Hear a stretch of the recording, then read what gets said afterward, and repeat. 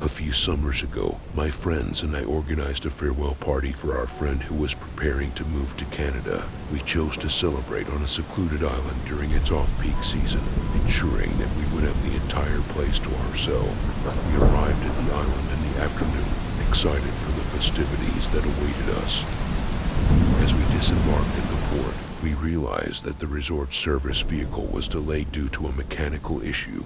While we waited, we decided to visit a small store in a nearby village to pick up some items we had forgotten to bring with us. However, our peaceful excursion was marred by a group of men in their late 20s who began catcalling us. Despite politely declining their advances, one of the men persisted in his pursuit. Thankfully, one of my male friends quickly intervened and guided me away from the uncomfortable situation. Though unnerved, I breathed a sigh of relief when our resort's transportation finally arrived. Upon reaching the resort, we discovered that our accommodations consisted of bamboo cottages elevated on stilts. To access our rooms, we had to ascend bamboo ladders. The huts themselves were constructed entirely of bamboo, featuring bamboo floors and shared bathrooms located separately from the cottages. As the evening progressed, we indulged in lively partying. Being a lightweight, I soon found myself becoming tipsy. Excusing myself from the group, I ascended the ladder to my cottage with the intention of changing into my swimwear. However, the spinning sensation caused by the alcohol prevented me from changing, and I decided to take a nap instead. In order to sober up, I suggested to my friends that they go island hopping without me. After some initial reluctance, they eventually relented and set off on their adventure, leaving me to rest. When I awoke, twilight had settled over the resort, casting a dim light on everything. The silence enveloped the surroundings, as the resort's lights were not yet turned on due to the limited electricity supply from solar panels and generators, which were typically activated around 7 p.m. Struggling with a hangover, I used my phone's flashlight to navigate through the room. That's when I noticed something unsettling. The door was slightly ajar, despite my friends having closed it before they left.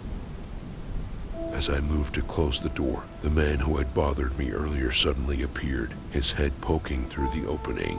His face bore a creepy smile as he persisted in his attempts to obtain my phone number. I sternly demanded that he leave, but he resorted to desperate measures, using his foot to prevent the door from closing completely. Fear surged through me, and I screamed for help while dialing my friend's numbers. His vulgar remarks in our native language, translating to "Ma'am, let's engage in sexual activity," intensified my terror.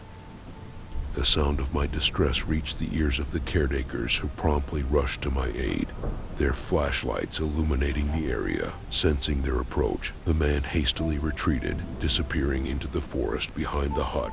Trembling uncontrollably, I found myself unable to stand. My friends, having returned from their island hopping excursion, arrived at the scene. The caretakers informed them about the harrowing encounter, prompting immediate action. Together with the local island chief, they organized a search to apprehend the man. Sadly, despite their efforts, he managed to elude capture. Given the disturbing events, we made the decision to leave the island that very night.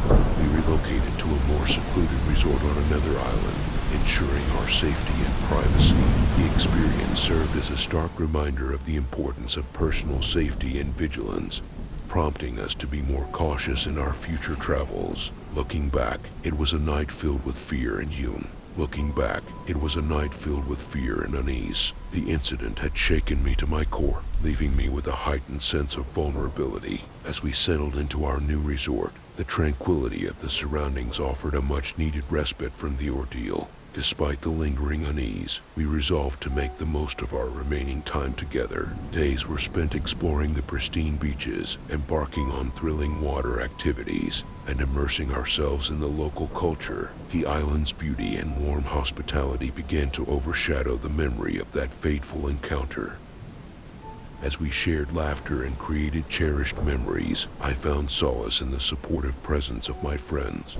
We became more vigilant, keeping a watchful eye on our surroundings and prioritizing each other's safety. The incident had united us in a way that only shared adversity can.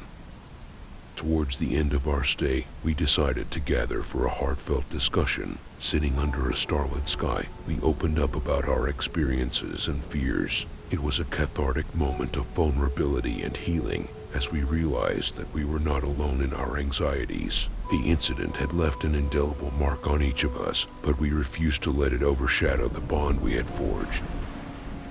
With our departure date drawing near, we made a pact to support one another long after our time on the island ended. We promised to stay connected, ensuring that we would always be there to lend a listening ear or a helping hand. It was a testament to the strength of friendship and the resilience of the human spirit. Leaving the island, we carried with us a newfound appreciation for safety and security. The incident had served as a wake-up call, reminding us to prioritize our personal well-being in any situation. As we said our goodbyes, I couldn't help but feel grateful for the experiences we had shared, both the joyful and the challenging. Months passed, and life carried on. Though we were scattered across different corners of the world, our bond remained unbreakable. We kept our promise, checking in on one another regularly, offering support and encouragement. The incident had not defined us, it had only strengthened our resolve to protect one another and cherish the gift of friendship. Looking back on that summer, I realized that sometimes even the darkest moments can lead to growth and resilience. The encounter with the stranger had been a stark reminder of the dangers that lurk in the world, but it had also taught me the importance of trust, unity, and the unwavering support of true friends. As I moved forward in life, I carried those lessons with me, forever grateful for the experiences that had shaped me. And while the memory of that island encounter would always remain, it served as a reminder to stay vigilant and to appreciate the invaluable connections that enrich our lives.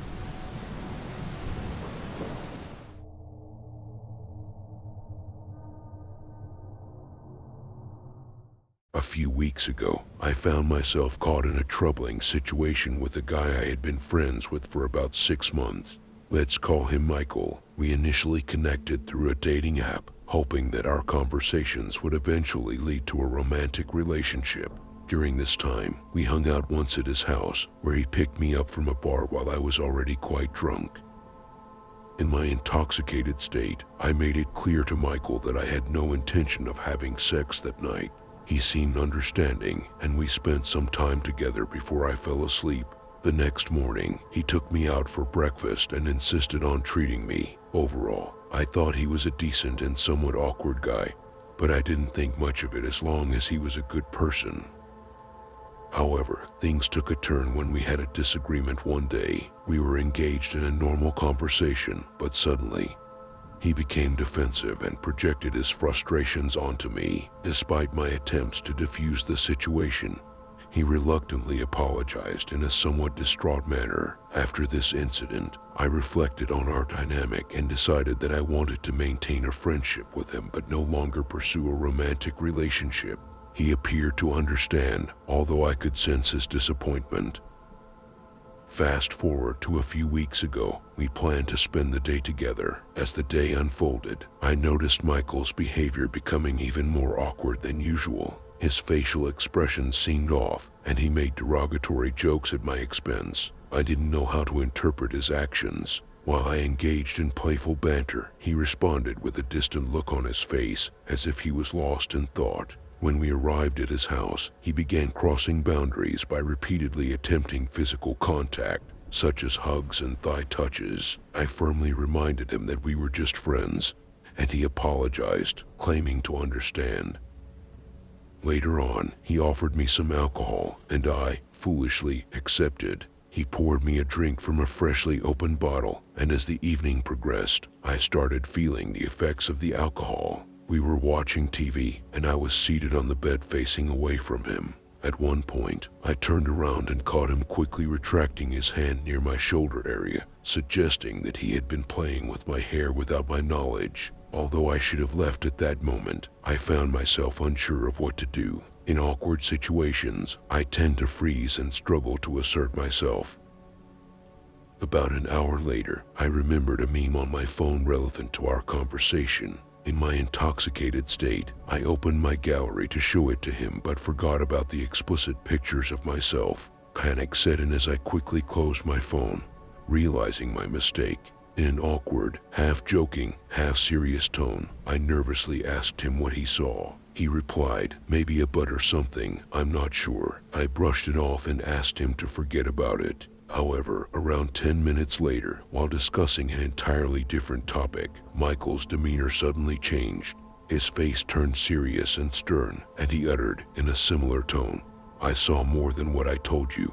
I was taken aback and alarmed by his statement, and I demanded an explanation. He quickly backtracked, claiming it was a bad joke, and apologized once again. Fatigue eventually overtook me, and I fell asleep, unaware of what was to come. Throughout the night, I repeatedly woke up to find him touching me. Each time, I firmly told him to leave me alone or go away, and he would comply. However, an hour later, I would awaken to him pressed against me, his arm draped around me. On some occasions, I even caught him smelling my hair, which sent shivers down my spine. But the worst moment came when I awoke to a chilling sensation on my forehead. As I attempted to open my eyes, a bright white light shocked me, causing intense pain. Fatigue and confusion overwhelmed me, and I drifted back to sleep without uncovering the source of the mysterious incident. When morning arrived, I felt terrible due to the combination of excessive drinking and the unsettling experiences from the night before. My head and stomach ached, and all I wanted was to return home. I repeatedly asked Michael to take me back, but he made no effort to move. He persisted in trying to hold me, and I continued pushing him away. His response left me bewildered and frightened as he asked why I had come over if he couldn't touch me, insisting that I had been fine with it the previous night. I couldn't recall any of those moments and was left feeling confused and violated. Feeling my fear intensify, I mustered the courage to be more assertive. I repeatedly asked if he would take me home, even suggesting that I call an Uber. At this point, Michael's expression changed once again, his anger palpable. He declared in a harsh tone that he was enjoying watching TV with me. I was completely terrified, fearing that he would force me to stay or engage in unpredictable behavior. I believe he sensed my terror because he abruptly shifted his demeanor yet again. He begrudgingly got up, began putting on his shoes, and agreed to take me home. As he prepared to leave, he appeared angry, tossing items around and muttering to himself. The car ride home was filled with silence. I was extremely anxious, vigilant for any signs of danger or deviation from the route. Finally, when I arrived home, a profound sense of relief washed over me. Locking the door behind me, I collapsed onto the couch, feeling both physically and emotionally drained. The realization of how close I had come to potential harm flooded my mind. This experience served as a wake-up call, reminding me of the importance of assertiveness, clear boundaries, and heightened awareness of my surroundings. I couldn't help but wonder about the cause of the intense pain in my eye, but I have yet to find an answer. When I shared the story with my friends, we joked that he was trying to lobotomize me and turn me into an addict wife, lightening the mood but not diminishing the gravity of the situation. Looking back, I recognize the need to trust my instincts and prioritize my safety. This incident has empowered me to advocate for myself more firmly and to be more vigilant in identifying red flags. It serves as a sobering reminder that not everyone is as they seem and that it's crucial to remain alert to signs of potential danger. As for Michael, he is no longer part of my life, and I am grateful to have escaped a potentially dangerous situation.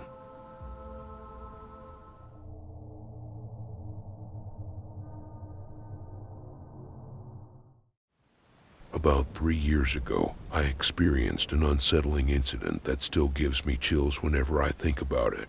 I reside in a rural area encompassed by a beautiful nature conservation zone, which offers serene walking paths and biking trails. On that particular day, I decided to take my dog for an evening stroll in this tranquil setting.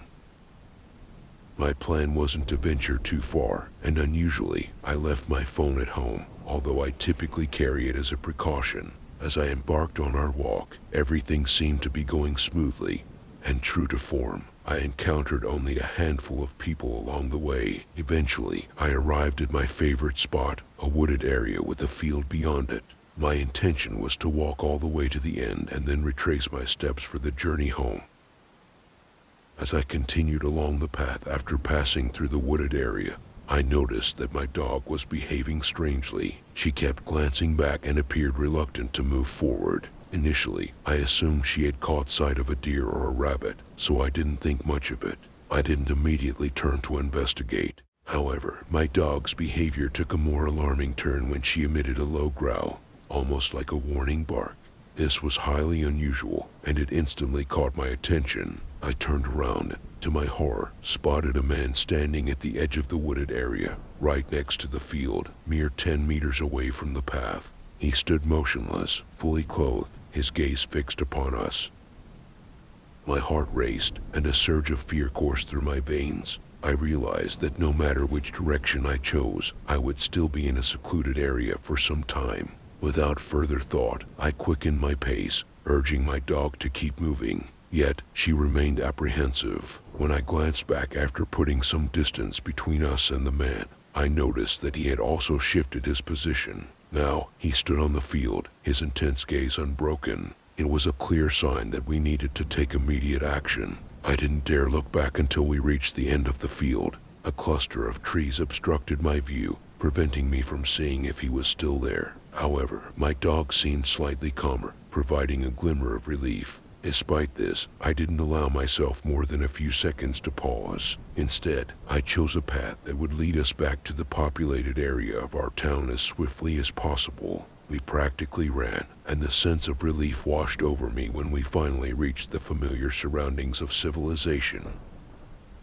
To this day, I have no clue about the man's intentions or what might have transpired had my dog not alerted me to his presence. I remain immensely grateful for her vigilance and for keeping us out of harm's way.